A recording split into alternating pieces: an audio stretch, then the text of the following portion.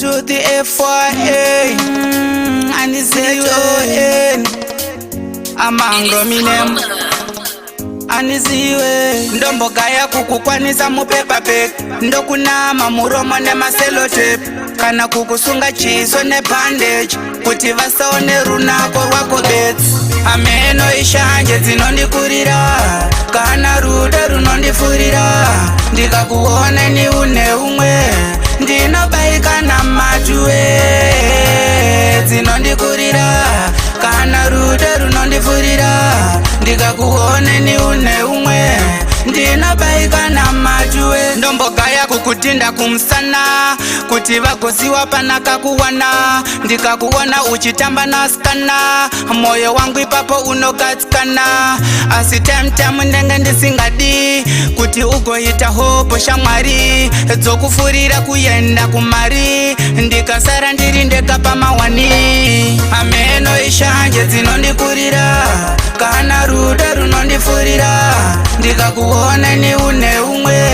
ndinobaika namatuwe dzinondikurira kana rudo runondifurira ndikakuona ni une umwe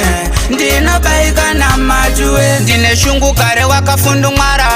vakoti mwana yane zvakamugara vakakutanga chetoko bvaro vabara usara vachiseka mwana mambara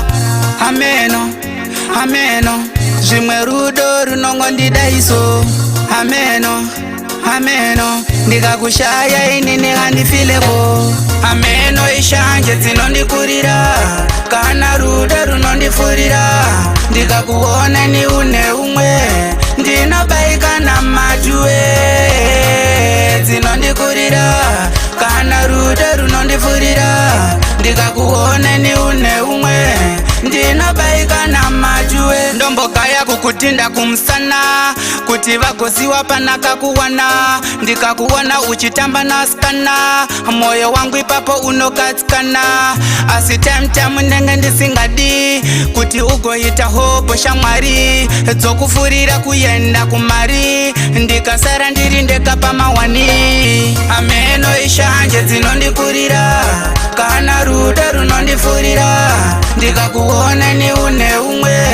ndinobaika namatuwe dzinondikurira kana rudo runondifurira ndikakuona ni une umwe ndinobaika namatuwe ndine shungu kare wakafundumwara vakoti mwana yane zvakamugara vakakutanga chetoko bvaro vabara usara vachiseka mwana mambara ameno